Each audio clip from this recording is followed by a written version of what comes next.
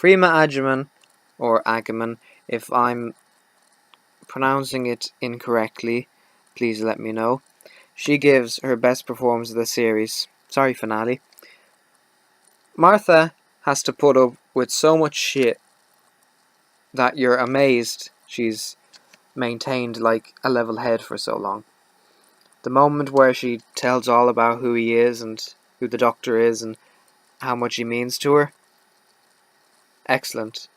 As well as that scene at the beginning where she's holding the family at gunpoint and says completely straight, "Mr. Smith, I think you should escort your lady friend off the premises," or something like that.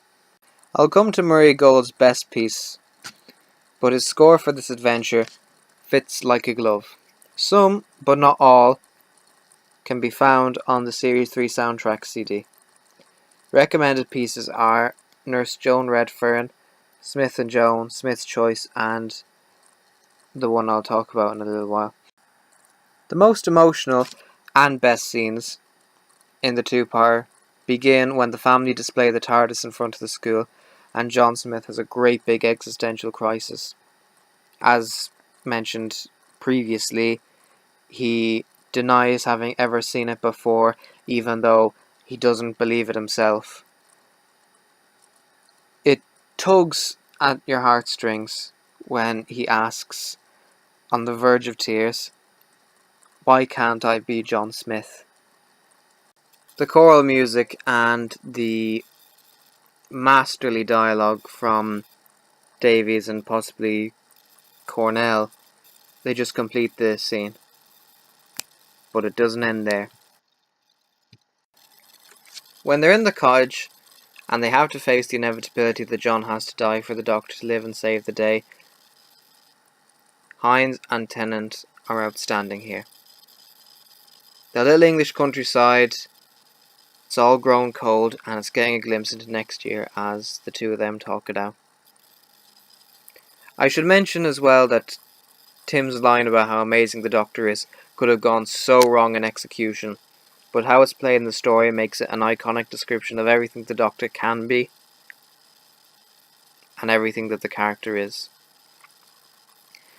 And then, that moment. The watch shows John Smith and Joan the life they would have lived. The picturesque ideal world they'd exist in, coupled with Murray Gold's fittingly titled and majestically composed The Dream of a Normal Death, stays with you long after the credits have rolled. And then, the first deeply profound line of the episode rises to the surface. The Time Lord has many adventures, but he could never have a life like that. Off screen, John Smith sacrifices his life in a move that Joan rightly describes as more brave than the Doctor could have ever done. The scene where he confronts the family is magnificent. On first viewing you see him bumbling like Mr. Bean or Peter Sellers, but then you notice that's all intentional on a second or third viewing. The transition between silly human and Lord of Time is expertly done, and the Doctor's look to the family as their spaceship is about to explode because he pressed all those buttons, it's both badass and bloody terrifying. And if you thought that the episode couldn't get any better, you'd be proven wrong. The family's ship goes boom, they fall to the ground, look up at the Doctor, petrified, as Son of Mind's haunting narration describes the fury of a Time Lord and how he had hidden from them as a kindness. The antagonist's punishment are cruel, yes, but oddly satisfying, and the look on the Doctor's face as he does so, you can't help but get chills. Murray's minimalist music too just improves the scene, helping it come alive, and the poetic justice of the family's desire to live forever being granted, but not in the way they would have preferred. Phenomenal. Just phenomenal. The scene with the Doctor and Joan in the novel is the polar opposite of the TV versions. In the original source material, the Doctor comes to terms with the fact that he will never be able to love Joan the way that Smith did. I like this. It's fitting of Sylvester's doctor, who was unmistakably alien with a hint of a darker force of nature. With Tennant, Joan is offered the chance to see the universe with him, but refuses because, truthfully, she fell in love with John, not the doctor. And why would she want to go with someone who looks like him, but is far from him as she can get? The second most profound moment of the episode is where Joan asks whether or not anyone would have died had the doctor chosen not to arrive in Farringham. The doctor's silence speaks volumes, and he leaves as Joan cries over all that's left of John Smith, his journal of impossible things. It's such a powerful moment representing a tragedy akin to, dare I say it, Shakespeare. It moves me every time I see it. The ending of the two-part story is a quiet but fitting one. The doctor restored leaves with Martha, but not before giving Tim his pocket watch, which he carries through World War I until old age and the present day, at a memorial where the doctor and Martha, who've not aged at all, look on. Since I've given a very glowing review about the TV version of Human Nature, you'd think I have no issue with it whatsoever, but that's not true. Nothing's perfect, and you would want to have a really serious case for something being perfect to win that argument.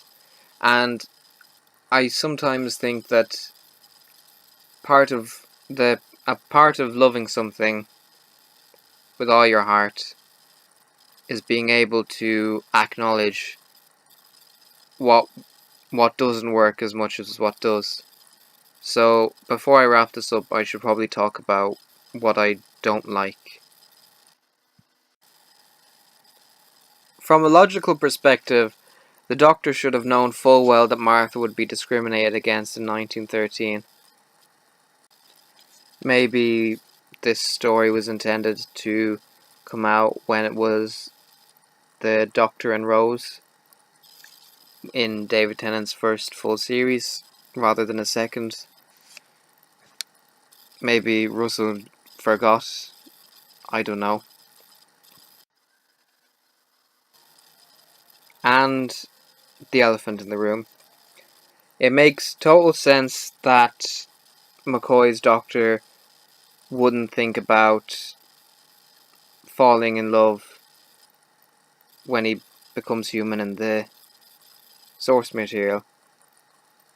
But the doctor had a habit of doing that when he wasn't human during the later part of the Russell T Davies era. That just doesn't really make sense to me. Oh, and the "you had to go and fall in love with a human and it wasn't me" line was definitely Davies and not Cornell. I've always disliked this part of Martha's character arc, and this episode is no exception. The whole unrequited love for the Doctor, yeah, just no. No, I've never taken to this. Maybe I'm just a Puritan, but no.